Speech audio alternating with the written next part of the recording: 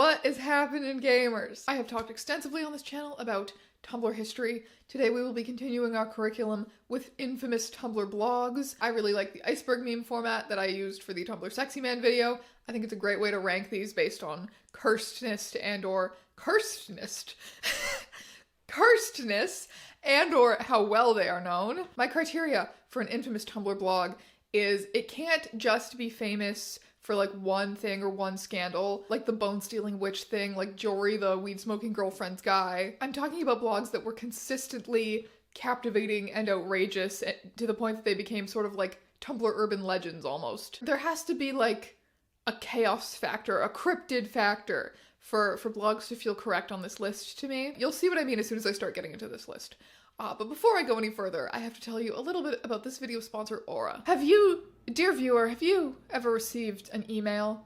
A weird email? Hello, this is your bank. You are being hacked right now. You will die in 7 days unless you confirm your identity to us. You might be sitting there thinking to yourself, how do all of these weirdos have my contact information? It is because of data brokers who sell your information to robocallers, telemarketers, spam emailers, annoying scammers of all variety. And that is why I am excited to partner with this video sponsor, Aura. Aura is an easy-to-use app that includes everything you need to stay safe online. It looks for your emails, passwords, social security number, and alerts you if it finds that information floating around on the internet. Aura helps you investigate and remedy all those kinds of issues, but it also helps with preventative measures. Aura's app features a VPN, password manager, real-time credit card and identity theft monitoring, internet parental controls, and protects your device from malware. Something being very, very easy to use and having everything in one place is a massive selling point for me. You're telling me you're gonna cover all of my online security bases and I don't have to think about it? Thank you, I am sold. And if you sign up right now using my link in the description, Aura will give you 14 days free. Aura.com/strangeeons. Link will be in the description below, or you can scan the QR code. And now, back to your regularly scheduled content.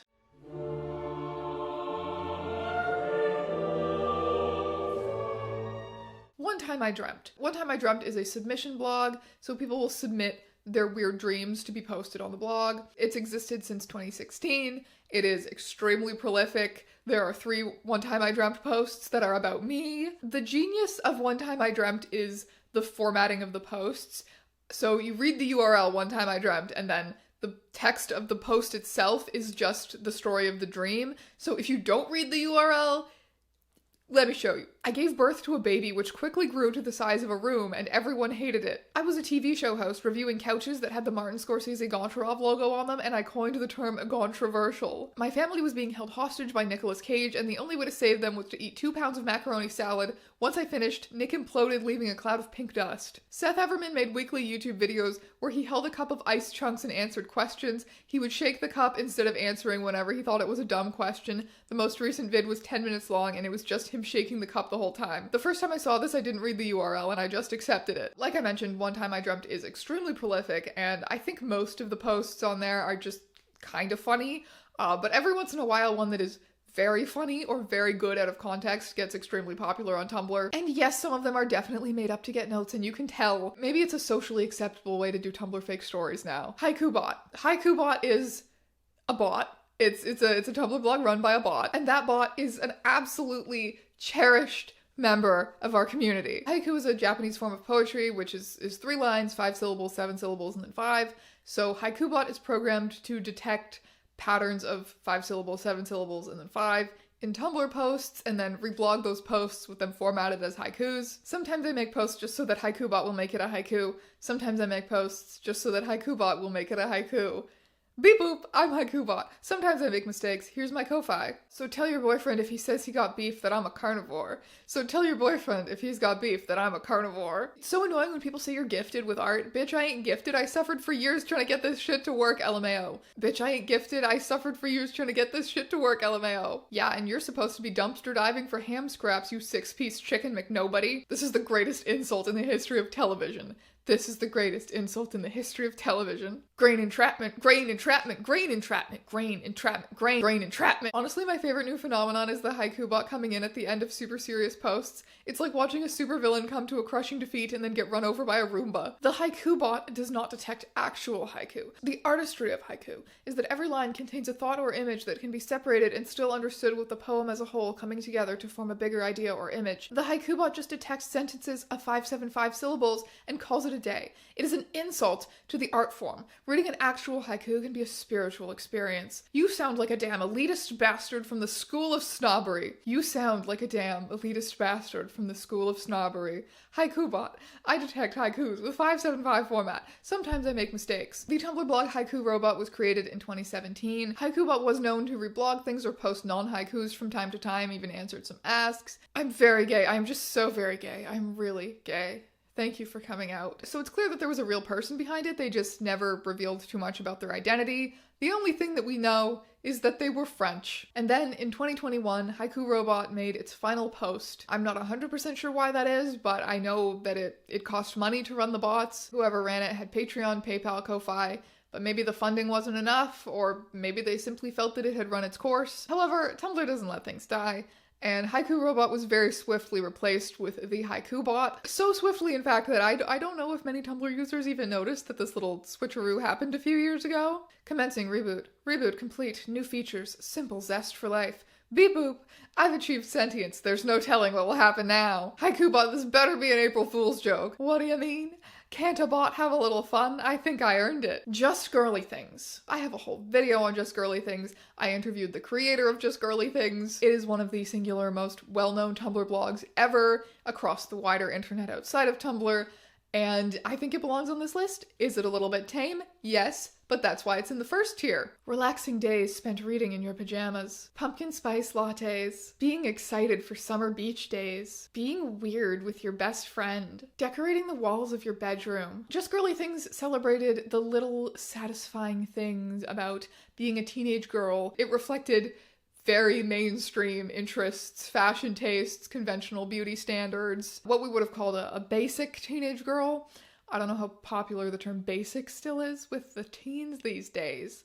But when I was the teens, that's what we called girls like this. It used follower-submitted text, so it wasn't just one girl coming up with all of these out of her mastermind brain.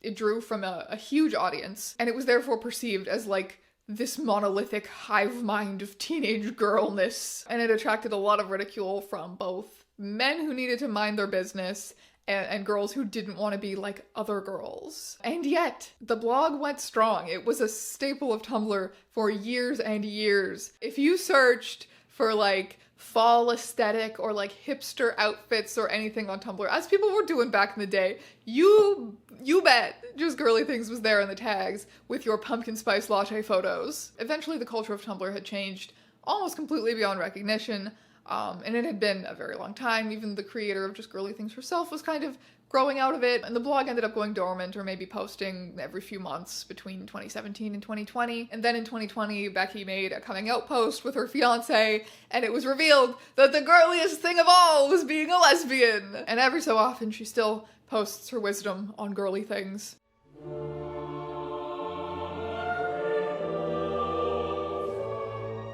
I Am a Fish. The Tumblr blog I Am a Fish was known mostly for its positivity posts, body positivity, mental health, trans rights, every kind of positivity you can imagine. I think it must have touched on at some point, as well as wholesome, funny posts. Spiders are cute, y'all. They got so many arms for hugging. Respect people's pronouns because it's easy and sexy. Life goals: hold hand, eat an entire melon in one go, get on Ellen, learn where milk comes from, eat the melon I mentioned before while on Ellen. Help, I'm trapped in a stock image. I will free you. Help, now I'm trapped in a piece of glass stuck in your hand. I'll get you out. Help! And now I've been trapped in the jaws of your tweezers. Help, I'm trapped in this thread and I see no way to conclude it. The joke has gotten really repetitive and it isn't funny anymore. I'll get you out! Y'all, I just tried Powerade mixed with milk. It's surprisingly really good. It's like strawberry milk, but not. It's blueberry milk. Unrelated to this, I'm actually in a pretty bad place emotionally right now. Instead of Inktober, I'm doing Beautiful-tober. Day 1, you are beautiful. This post will be long. They did in fact do one for every single day of October. I want to post something really stupid, but I need all of your permission first. May I please make one not safe for work post? Yeah, sure, I trust you. Hehehe, okay, are you ready? Yes, we trust you. Sex! You understand now this sort of vomit-inducing wholesomeness that was I Am Fish's brand? I understand why this sort of humor wasn't for everyone, why some people might have found them cringy. Once they became pretty popular on Tumblr, they started receiving a lot of hateful messages, having a lot of weird rumors spread about them. Maybe the real root of people bullying them was just that they found their humor cringy. Maybe it was that they had Patreon and Ko-Fi, and Tumblr users tend to be very adverse to anyone trying to monetize the platform. I Am a Fish ended up leaving Tumblr, and Twitter actually, in 2019 due to intense harassment they were facing over some drama. What happened was they were never all too discerning about the people that they followed. They were a follow for follow account at one point, which is basically just means if someone follows you, you follow them back. And it turned out that they were following a number of accounts who had posted questionable art of characters who were minors in the past. Now, is following people without vetting who they are or what they post very responsible? No, I don't recommend it. I get that I Am Fish was all about spreading positivity and appreciating their followers, and that's why they were follow for follow, but you should probably know who you follow. It seems clear that they did not. There's no evidence that they deliberately followed that kind of content, and yet people who didn't like them would claim that they did and use it as a reason to harass them, to call them all kinds of horrible things. This is generally regarded as having been stupid and tragic, and I Am Fish is widely missed by many Tumblr users. Pizza. The blog known as Pizza actually began its life in 2010 as an aesthetic blog called iwantmyfairytaleending.tumblr.com. It was run by an Australian teenager named Jess Miller. I think she was 13 when she started the blog in 2010. Around 2011, it transitioned from an aesthetic blog to like a general humor blog. Miller just curated Tumblr posts that she found funny, and she actually managed to amass over 90,000 followers just doing that. But things really ramped up when she acquired the URL Pizza. If you've tried to make a Tumblr URL, you know the struggle of choosing something that hasn't already been taken. You end up playing with the spelling, changing numbers to letters, adding a bunch of X's in there. So very simple URLs were coveted because it's like, how did you get that? How was that available? How did you come across such a URL? It's striking, elegant. Pizza. Miller made it an ongoing joke that whenever pizza was discussed in a Tumblr post, she would find that post and respond to it as pizza. Why does Tumblr user pizza always show up when you mention pizza? I'm not gonna tag this pizza so pizza can't find it. I find everyone. Did somebody say, camera zooms in on my face, pizza? I am here. Apparently if you mention pizza, Tumblr user pizza will come. Who said that? Orders pizza. Am I ordering an actual person or am I ordering Tumblr user pizza? The world may never know. We will have to wait and see if I turn up at your house. Post nudes, me without any toppings on. So is Tumblr user pizza God or Beyonce?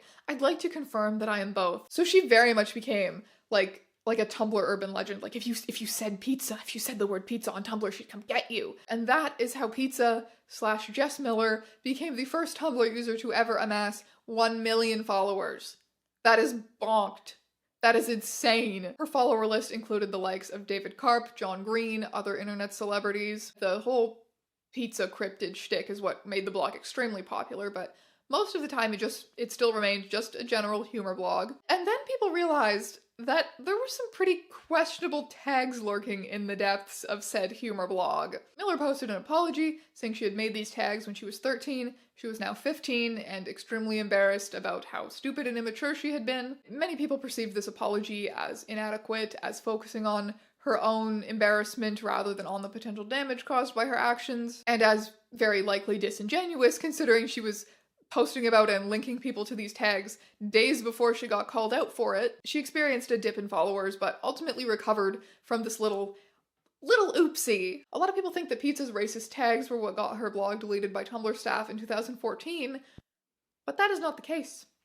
That was because of the diet pill scam. An interview with Miller that I found says she'd already been able to make a little cash, fashion companies and some small Etsy stores paid her to post pictures of clothing on her blog with a nudge to her followers to check out their sales. But then the big one came along. Two 18-year-old American social media entrepreneurs, Zach Lilly and Jeremy Greenfield, fans and friends of Pizza, approached Jess Miller and other top-performing Tumblr bloggers in April of 2014 with a proposition for a money-making scheme. It used a decidedly old-school lure, diet pills. Lilly and Greenfield used their social media skills to create diet pill ads that masqueraded as Tumblr posts, essentially fake testimonials from women talking about their weight loss journey. Miller would reblog these posts and get a small payment if a user clicked on the link. For a glorious 2 months in 2014, she earned $2,000 in a bad week, $10,000 in a good week, and probably $50,000 all up. Tumblr said no. Tumblr said no and just straight up deleted a handful of their most popular blogs with no warning. And that, kids, is why today it's the only habitable social media site left. Biggest, gaudiest Patronuses, known endearingly to most Tumblr users as God, spelled G-A-U-D. They have participated in more iconic Tumblr posts than I could ever hope to count. Everything from shit posts to delightful educational posts. Adulthood is a scam, I want to be a crow. It's only an unpaid internship if you don't steal enough office supplies. Stealing is wrong. You mean unpaid internships? I agree. Seduce me with ridiculous history facts. Pineapples used to be so expensive that people would rent them for parties as prestige decoration. That's the shit! Aside from all the other reasons it's gross, humor that's based on degrading women and minorities is plain lazy. If you can't make people laugh without punching down, you're just not funny. Just be kind and weird, be absurd, it's not that hard. I make people laugh by punching down myself. That's because of toxic societal teachings. Be an anarchist, love yourself. And here's your annual reminder that jack-o'-lanterns were a tradition Irish immigrants brought to the US, where widely available pumpkins fell into use over turnips and other root vegetables. Personally, I regret this switch, as it means many of us missed out on the opportunity to grow up seasonally surrounded by friendly faces like these. Here are some lovely turnip and other root vegetable jack-o'-lanterns, which I love. Have decided to sell out my dreams. For the bargain price of $4.20, you can purchase the clown dream I had last night. Okay, so in the dream I was a purveyor of clown meat. Basically, I ran a delicatessen that sold assorted deli meats, but in particular I sold clown meat, which was somehow both a specialty item and a dietary staple, like it was a really culturally important food group. The thing about owning and operating a clown meat deli is that for some reason I was required to hunt the clowns myself, which required a hunting permit. There was also strict rules and regulations regarding the processing and handling of clown flesh, for safety and religious reasons, but that doesn't figure into the dream plot. Anyway, hunting clowns was difficult for me because I'm not very athletic, but also the local clown forest population was thinning out, which I blamed on the local Fish and Wildlife Agency regulations and the decay of traditional and sustainable clown husbandry methods, but again, not relevant. So naturally, I began mixing my meats, adding other types of animal flesh to my clown sausage mixtures to pad out my inventory. I also eventually started passing off human flesh as clown meat, since human and clown meat have a lot in common taste-wise, and it made a more convincing substitute than other livestock. Eventually I got caught and arrested, on the very serious charge of selling counterfeit clown meats. People were sorta upset about the human meat debacle, but on the whole the community was more scandalized by the fact that I had been selling imitation clown meat, because the purity of clown meat was a whole cultural thing. I don't want to get into it, okay? Also, I honestly believe I would have gotten off with a fine and community service, except that at the end I was faking the expensive prime grade steaks, aka meat cuts only the local landed gentry could afford. And they were horrified less by the potential of accidental cannibalism and more by how they had been subject to the same duplicity as my working class customers. IDK, there was definitely some classist bullshit going on there.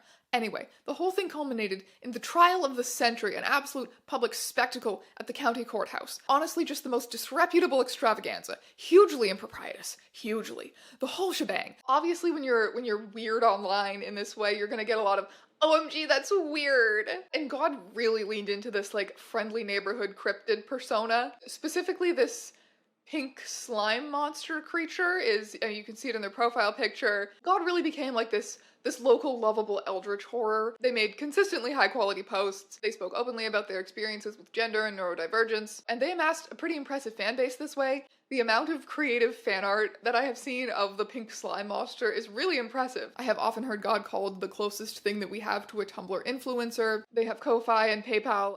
They sell merch. So yeah, I don't think it's too much of a stretch to call them a Tumblr influencer, or the closest thing that we might have to a Tumblr influencer.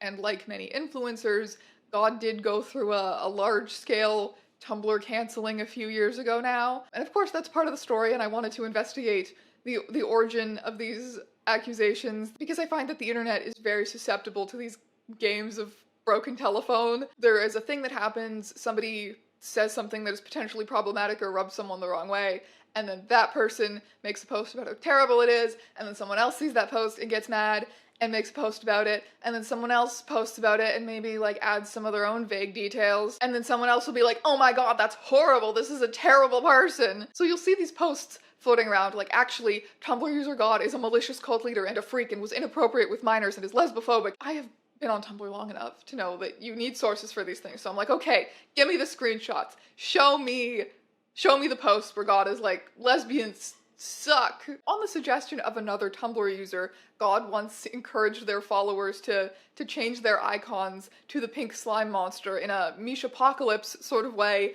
and people turned this into God is a cult leader, their fan base is a cult that worships them. To protest the not safe for work content ban on Tumblr a few years ago, they had a not safe for work fan art of the slime monster contest for their fans. Said not safe for work content was things like this, by the way, and people said they're soliciting inappropriate content from minors. They once ate crayons on a live stream to fundraise for rent, and then spent the money that they raised on rent as well as other things, including one alcohol beverage. I don't know about you, but I've never even looked at an alcohol beverage. Did you hear that God raised over $1,000 for rent money and spent all of it on alcohol like a degenerate? My face is melting off. By the way, they, as a non-binary willow-aligned person, use the phrase useless lesbian. That is a known, like, endearing phrase and a meme. It's like saying, it's like the Willow equivalent of, like, too gay to function. It's my Discord role. This post is the reason why they were sent death threats and called a lesbophobe. What? Obviously, nobody is perfect. I'm sure there have been situations where they could have worded things a little bit better, or they could have been more conscientious, but every post I have seen where they respond to drama, they seem like they're trying their best to be as conscientious as possible. They tag things very reliably, which is the best that I think anyone can do to make sure their Tumblr audience never encounters anything that they don't want to see. I am not afraid to tell you when people on this list suck, and I'm telling you that I tried very hard to verify that they suck, and I could not do it. Next, infamous Tumblr blog. Perchu, also known as the Morios guy. In 2013, Perchu was your average Tumblr user who posted about anime and Homestuck, until, of course, he became known as the Morios guy, or the guy who hates Morios. What exactly are Morios? So, you got a tray of Oreo cookies, except now the middle sheet is entirely filled with icing, and the other two are plain cookies, and you can dip them or hypothetically put as much filling as you could want. Until this week, I was convinced that I had real childhood memories of trying this once. I remembered at which friend's house and everything, but the human brain is fake and glitchy apparently because this was an internet hoax. Someone made this. Alarmingly, it does not seem to be like they made this in Photoshop. They made this, they took out all the fillings. Anyway, originally it was posted to Reddit, but somebody took it and reposted it to Tumblr. Perchu became infamous for his response. Are you kidding me? Are you fucking kidding me? This is shit. This is a piece of shit. No human should ever have this much power. This is fucking bullshit. There was a set amount of icing on each fucking Oreo, and that's how it should be. Give us this much power and the icing will be so unevenly split up that we will have like 20 cookies left and no fucking icing left. This is ridiculous. This is the kind of shit that destroys society and topples the government. This is to spark greed and lust and gluttony in the hearts of everyone. This is fucking evil. Do not buy into this shit. Fuck this and fuck you, Morios. Honestly, I think he owes his being branded as the Morios guy to the previous success of pizza, because people then immediately started tagging him and summoning him to other posts about Oreo monstrosities, exactly like they did with pizza. There's an Oreo dessert pizza. Someone said, is this real life? Someone else said, don't tell the guy who got angry about Morios. Perchu said, you bitches talking about me behind my back. You think I wouldn't notice this shit? Well, guess what? I did notice this shit, and let me tell you what, I'm rather fucking upset. Morios were bad, but this shit, this fucking shit, this is rock bottom of mankind. If you look at the Morios guy or Perchu tag on Tumblr, it's still filled with people trying to summon him, and it's like, guys, he's gone. He deleted years ago. The Morios guy can't hear us anymore. He doesn't even seem to have ever been that into his role as the Morios guy. Like, there are some posts where people will summon him and he just shows up like, hi. After looking into this, I dare say that the Morios guy is kind of overrated as a Tumblr urban legend, because even the Morios guy got sick of it after like 3 posts.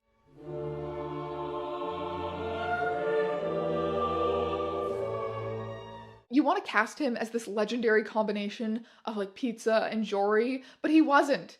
He was just a mortal human. Warrior male. Warrior male is just excellent. Welcome to the Palestra. This site celebrates the manly warrior male in the ancient Greek tradition. We are men who train and fight daily. We can be found in all walks of life, just like the ancient Greek Palestra. We train in the fight gyms, working on the perfection of our technique, depending on the fight tradition we choose. There are many worldwide. Some of us, imitating the Greek tradition, also fight each other nude. We can have a strict moral warrior code, humility, integrity, selflessness, self-control, and always showing respect in the highest regard. We always put training and fighting first, before hedonism and money. Where money is prized, manliness is despised. A man's worth is measured not, as it is in our consumer culture of greed and growth, by how much money he has, how selfish he is, how greedy he is, but by virtue, produced and nurtured by fight. Fighting manhood, warrior male. Seek manliness, love manliness. Train and fight, warrior male. Manhood matters above all else. We are warrior men perfecting our manhood by fighting each other constantly. Warriors love manliness, warrior male. Eros leads to a higher state of consciousness according to Plato, to a vision of absolute beauty, absolute moral beauty, which is absolute manliness, absolute fighting manhood. Cherish your manliness, seek Eros, train and fight, always love your manliness, warrior male. Manliness is constantly increasing in manly men, men who fight. Men fight seeking manliness. Manliness increases when they fight over and over and over. Their love of manliness drives them to fight, seeking more manliness. Eros, the love of manliness. Train and fight, love your manliness, warrior male. This is the warrior male format.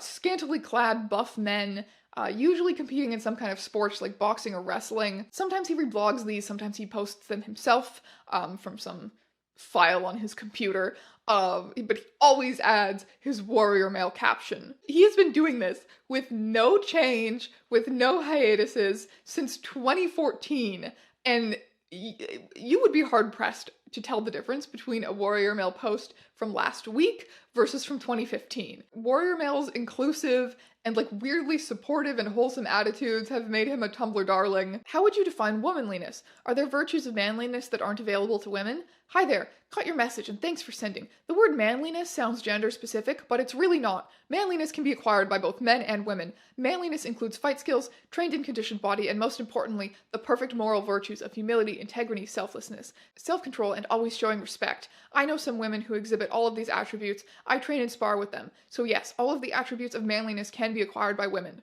Warrior male. What do you think about Andrew Tate? Andrew Tate is a really sad example of manliness that has been destroyed by greed. When I see a kickboxer with his skills, owning multiple luxury cars, expensive watches, and $4 million in loose multiple currencies seized by police, that alone tells me that he's drowning in greed. With platforms like Twitter and TikTok permitting his posts that degrade women with his toxic masculinity, hopefully he's hit rock bottom and reforms his life before it's too late. Greed destroys manliness. Warrior male. Mr. Warrior male, what is your position on trans rights? All men are equal. Fighting produces and nurtures manliness. The only thing that matters is a man's ability and willingness to fight. Warrior worth is measured by manliness. All men are equal, including trans men. OSHA official. Section 5A1 of the Occupational Safety and Health OSH Act of 1970 is commonly referred to as the General Duty Clause. It establishes that each employer shall furnish to each of his employees employment and a place of employment which are free from recognized hazards that are causing or likely to cause death or serious physical harm to his employees. That means that employers are responsible for the health and safety of their employee. Employees cannot be punished or discriminated against by their employers for reporting unsafe working conditions to OSHA. Hashtag OSHA, hashtag OSHA approved, hashtag know your rights. OSHA stands for the Occupational Safety and Health Administration. Their purpose is, as this very nicely explains, to protect workers from injury by enforcing safe conditions. They also were very popular on Tumblr. They were responsible for such beloved posts as concept basically Among Us, except if you don't perform your tasks in an OSHA-compliant fashion, there is a random chance you'll accidentally kill yourself. The imposters can't murder anyone directly, they can only create workplace hazards. OSHA official jumps in with, an imposter may face up to $250,000 in fines for each willful violation of OSHA regulations that result in workplace fatality. Additionally, OSHA Standard 19047A requires employers to report fatal workplace accidents to OSHA within 8 hours of the incident. All injuries, fatalities, and illness must be reported on an OSHA 300 log with copies available to employees upon request. Hashtag OSHA approved, hashtag OSHA, hashtag know your rights. I can't believe OSHA reblogged this without pointing out the lack of complete PPE. Where's this dude's hard hat, gloves, and eye protection? I appreciate your concern for this rat. I believe it's a squirrel. But most PPE is only required when relevant hazards are present. I see nothing in this image that would necessitate the use of a hard hat, work gloves, or eye protection. You can refer to standards 29 CFR 1910-133, 1910-135, and 1910-138 if you are interested in learning more about hard hat, glove, and eye protection requirements. Hashtag OSHA approved, hashtag OSHA compliant, hashtag OSHA compliance, hashtag OSHA training, hashtag keep workers safe, hashtag meme. Tag yourself common worksite ladders edition. Time to get not safe for work, proceeds to commit multiple OSHA violations. Hey, could you not? Hashtag not OSHA compliant. Hashtag OSHA violation. We have lived through Denny's Tumblr. We know that brands are capable of hiring young people who have the same sense of humor as us and are capable of fitting in unnervingly well on social media sites, even Tumblr. So why not OSHA? And They're not really a brand in the same way as like a fast food place trying to fit on social media, so people really enjoyed this Tumblr account. But here's the thing, it wasn't OSHA. It was somebody role-playing OSHA for years. The actual OSHA had them deleted for copyright infringement in 2021.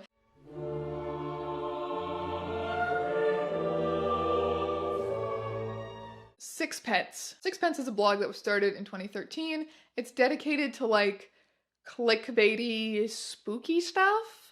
Some of their most popular posts are a creepy medical tour of the past, anatomical model, doctors were not allowed to touch women's bodies, so they would point to describe pain locations, selection of some items used to disguise facial injuries, early plastic surgery, woman with an artificial leg too embarrassed to show her face, 1890 to 1900, the shadow people. Do you ever see something out of the corner of your eye, like something moving really fast? A lot of people claim these creatures are called shadow people. Most sightings have been through peripheral vision because when you stare at them directly, they disappear. It's like hokey, cheesy, clickbaity kind of stuff, but nonetheless, it was a very popular account to follow back in the day for your spooky fun facts. I'm pretty sure that I followed it when I was in like middle school. All of the drama unbeknownst to me. People have always had issues with Sixpence's blog for two main reasons. The first being that she displays medical conditions and disabilities in a very disrespectful, almost like freak show sort of way. The second is that she steals other people's content without credit. Those reasons, I think, are more than enough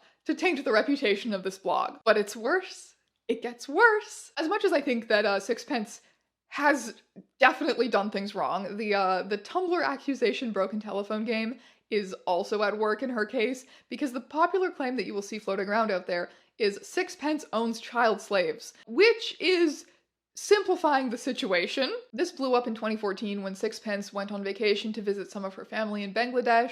Her uncle's family there is quite wealthy, and they had an 8-year-old domestic servant in their house. Tumblr users were pretty shocked to hear about this, and Sixpence went on to defend it, saying that it was just a normal practice in a lot of South Asian countries, and that she didn't personally condone it, and she didn't personally employ children, but that her family was doing nothing wrong, and that the 8-year-old girl loved her job, actually. So yeah, she got a bit of a bad reputation on Tumblr for passionately defending child labor, and this alone should have been enough, you know? A good old-fashioned Sixpence post about, like, medieval amputation methods or whatever comes across your dash, and you can't even enjoy a spooky fun fact anymore because you're like, wait, isn't that the girl who loves child labor? And then she did Sixpence heels. Only hurt people. Hurt people. More of my woke soul over at Sixpence blog. Sixpence clearly considers herself a little bit #deep, a little bit enlightened. So she thought, what if I, some guy, give people therapy over email for $30? Introducing Sixpence heels. So I noticed how unhappiness can really plague us. Sometimes life throws us so many curveballs at us, it prevents us from being happy and free-spirited. I really wanted to reach out to help people break free from certain negative patterns in their lives. So I've created Sixpence heels. I am an extremely intuitive and empathetic person. I will never judge or disclose any of your problems to anyone. I will help you transcend confusion and self-limiting beliefs so that you can be the best version of yourself. How it works. You shoot me an email at sixpence@gmail.com saying that you would like to participate in the Sixpence Heals program. Please include Sixpence Heals in the title line. I will send you a short survey that you can fill out that will let me know more about you. It'll help me pick up on patterns and habits that may not be so clear to you. You will type up all of your major/minor doubts, anything at all that you want clarity on at the present time. I will take out time to write you an individualized and personal report that will really help and guide you. I will include resources if you need. This is not in any way a substitution for mental health or medical treatment. So what exactly is it then? This is such a weird thing to do. Just a quick little money-making scheme? Communism kills. It is a name that still sends shivers down the spine of many a Tumblr user. In like 2014, 2015, there was a good amount of anti-SJW content on Tumblr. Tumblr was obviously home base for all the blue-haired SJWs and their genders, but there was a lot of pushback against them on Tumblr as well, and Communism Kills was one prominent anti-SJW blogger. And then this whole discourse trend just died. Everyone either calmed down or left, and Tumblr just became the chill queer website again, except for the ones like Communism Kills, who just fully doubled down. The key thing to understand about Communism Kills is that she really outlasted her relevance on Tumblr. Like, she was a washed up anti-SJW in 2018, widely considered to be a clown and a pest in the Tumblr ecosystem. She is the most well known for the Buy My Silence post. For years, you guys have been crying about how you want me off this site, your doxing hasn't worked, I will leave the site if you donate. And then she posts her Patreon link. Buy my silence for a day, $50 per month. If I receive $50 a month, I will stop posting for a day, 24 entire hours each month. Buy my silence for a month, $800 per month. For $800, I will stop posting on Tumblr for an entire month. I will, however, still link to things I do off-site, such as videos and commentary on other websites. I will not respond to any posts by any Tumblr users. Buy my silence permanently with restrictions. $5,000 per month. For $5,000 a month, I will stop posting on Tumblr. In general, I will, however, still link to things I do off-site, such as videos and commentary on other websites. I will not respond to any posts by any users. Buy my silence permanently. No restrictions this time. $8,000 per month. For $8,000 a month, I will stop. Other important communism kills moments include, another reason why I always hated movies, even growing up, is that I hated how predictable everything is in a movie. You know the good guy's always going to win, especially in a children's movie. You know the main characters are going to get together. That's just how it is. Apparently this makes me emo or something, but I've only really enjoyed very dark films. I guess that's just how I am too. I don't laugh at people getting hurt falling off a chair. I laugh at genocide jokes. Middle schooler voice. My humor is like really messed up. I laugh at fucked up stuff. Yeah, I'm just a fucked up dude. Did you mean Jared Leto? Oh my god, guys, she's like literally the Joker. Before I die, I need to see U2 in concert. The hilarious thing is this isn't even edited. U2 is one of the most popular bands in the world. Communism Kills came into the grocery store I work at, LMAO. Was it like encountering a cryptid? This never happened. I don't live in your state. It's an anonymous message? I order my food online. Whenever I buy a lotto ticket, I always play Communism Kills' mom's social security number from the time she was doxxed.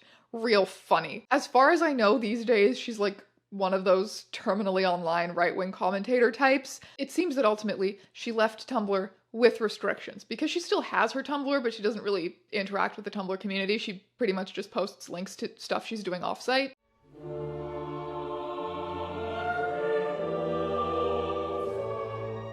Evil Mario 666. INTJ, Gemini Sun, Pisces Moon, Yowie War Veteran, IBS Warrior, fighting for my life every day, Golden Sands Victim, I saved the world, Reality Shifter, Astral Projector, Astral Fighter, and Soul Seeker. He, him. I don't care for labels. On Lamictal since 9/14/21. I'm a hardcore stoner. I live in Oregon, so it's legal, okay? Okay, my name is Brogan, but please call me Mario. Preferably Evil Mario. In my past life kin, I was ageless. Human age, legal adult under 25. Devil talking in a form similar to Mario from the Mushroom Kingdom. I was sealed for 5,000 years by the gods and made to reincarnate over and over again. My identity, Evil Mario, is important to me in this life. And once I perish here, I will return to my former realm. I am the one true Evil Mario in all realities. That being said, I do have other kin types, but they don't feel as important to me. He then goes on to extensively list all of his kins. I have deep and complex memories with every single one of these. My soul is on a road trip through realities with no destination. Do not follow me if you are homophobic, kin any form of Mario, or are a BTS anti. I do not want you on my blog. Begone. Note, I am a Mario, but I am not from the Mario universe. I simply take a similar form. Peach, Bowser, Luigi, and the likes don't really mean much to me, but they bring a bit of joy. All kin types are a part of me, even if they are not me in this life. Gas, water, and ice are all different, but they're all still water. That's what I'm like. The gas is Evil Mario, my current self, Brogan, is water. The ice are my other kin types. I'm complex and different. Don't fuck with me. Oswald, Ajax, Spurgeon, Venti are the best friends ever. I miss you, Nicole. Fuck you, Jenna. I can't believe I let myself get catfished with a picture of a streamer named Germa985. I have a pet goldfish named Jungkook, and one time he ate an entire chicken nugget. Evil Mario 666 is by far the newest blog that I'm putting on this list, and for that reason alone, I almost didn't include it. It's only existed since 2021, but he is just doing such good work. He has made so many posts that feel like they're from the Tumblr golden age. Fucking hate math tests. Show your work, motherfucker. I'm crying in class. That is my work. I get distracted when I study with my friend because his eyes are so beautiful.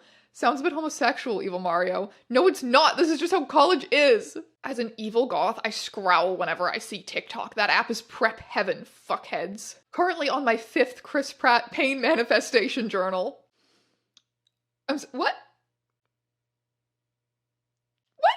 My pet wolves from the astral realm. Every time I astral project, my pet wolves gather to meet me. I used regular wolf pictures as substitutes as their astral selves are too much for a mortal's mind to comprehend. Just so you know, just because they are my pet wolves doesn't mean I own them. Most of them are women, and I don't think men should ever own women since that's fucking sick, and I'm a feminist. Ruby, my first ever pet wolf. I got her during one of my astral projections. Queen of the Death Wolves before Majoris came along. 500 kills and counting. Majoris, the wolf god of color. The soul and the leader of my pet wolf pack. Daughter of Ruby, a virgin birth. She is much like Christ.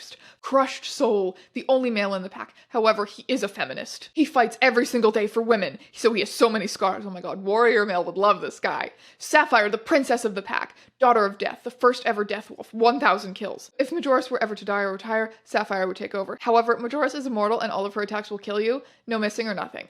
Death, super duper elderly. But she doesn't show it other than eating Werthers and downloading viruses onto my astral computer. Damn it, Death, the first ever Death Wolf and the ancestor of all Death Wolves. Mario man, I'm fucking obsessed. Tell me more. We also have a pet cat named Captain Kitten and he looks like this.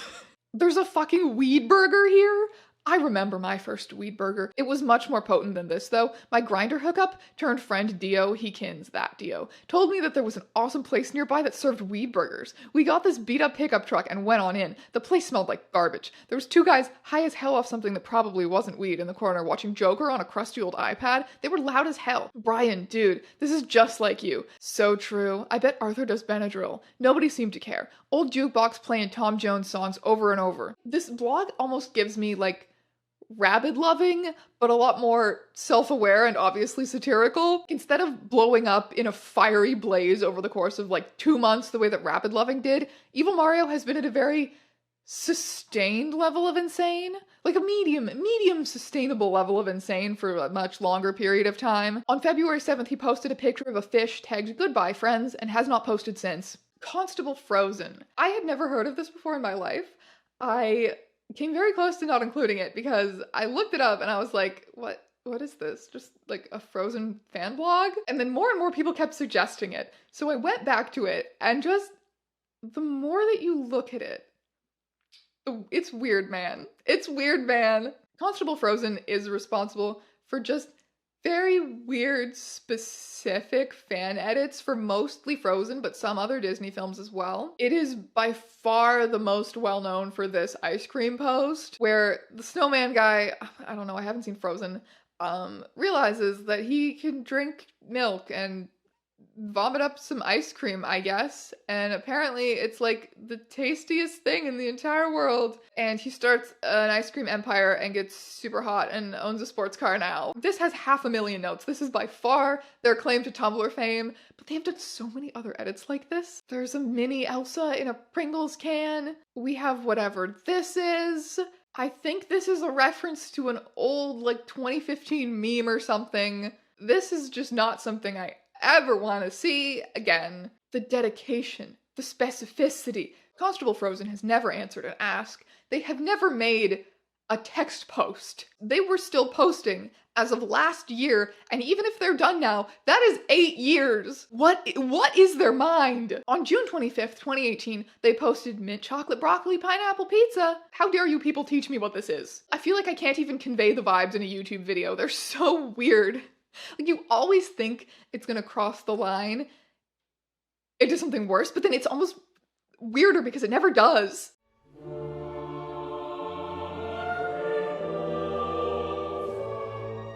The Cybersmith. The Cybersmith is derogatorily known as Human Pet Guy. He is a Trump supporter and a conspiracy theorist and many other varieties of right-wing clown all rolled into one man. He's a big fan of internet discourse, but he seems incapable of getting into it without somehow bringing his fetishes into it. His blog says man of word, wit, and wisdom, and then half of it is checkmate leftists, and the other half is diaper kinks. Me wearing a dog collar and a leash, looking up at my man friend in his trench coat and fedora. Let's go out in public where you can walk me like I'm a dog in front of people who are visibly uncomfortable. It's not a flipping fedora, it's a bowler hat. Keep goob and goober, a fedora is a fedora is a fedora. Anyway, with regards to the original post, what would actually be wrong with that? There's no mention of public nudity, nor treating the human pet in a way that would be considered strange for a dog. Should people be obligated to modify their behavior so that the irrationally prejudicial do not experience discomfort?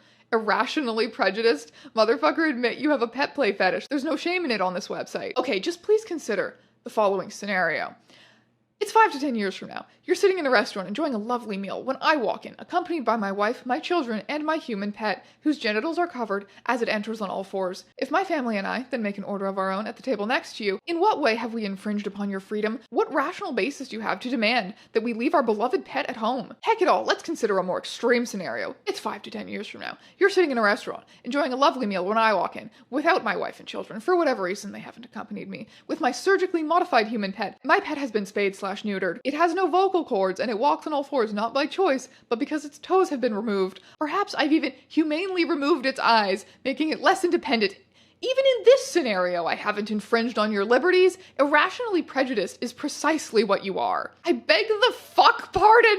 A regrettable fact. Despite having worked for months to impregnate this website with the seed of my wisdom, the womb of Tumblr has swollen only with out-of-context mockeries of my person. Alas, when I shower the denizens of this domain with the glorious benediction of my thoughts, I find the uterus of the internet barren. Human pet guy. All my wisdom, all my intelligence, all my genius. Insight is forgotten. You do not consider the hours I spent debunking veganism on Tumblr. You do not consider the fiction I wrote for DeviantArt. You do not consider the essays I submitted to Reddit. If you mention many times your interests in transhumanism, philosophy, politics, history, and human nature, you get a few, if any, reblog/asks about it. But you mention just once that you want a human pet, and people will never let it go. That's right, human pet guy. That's right. And like someone very helpfully pointed out, it's not necessarily that there's any shame in it on Tumblr. It's because human pet guy sucks for so many other reasons that people find it okay to make fun of him. Anyway, he ultimately fled to Twitter and is now mostly active there rather than Tumblr. If you see him in the wilds of social media, it's kind of like a jump scare or like a curse. If you look through the tags about him, it's a lot of people being horrified that he has liked one of their posts or followed them or somehow showed up in their notifications. You see this and you're like, ugh! Human pet guy! Sorry to end this video on the note of human pet guy, but that's it. That's truly the deepest, darkest layer of infamous Tumblr blogs that I know of. There might be more. There might be worse. I somehow went this entire time without knowing anything about Constable Frozen, and now I know about that, and now you know about that. Thank you so much for watching this video, and as always, I will see you again very soon.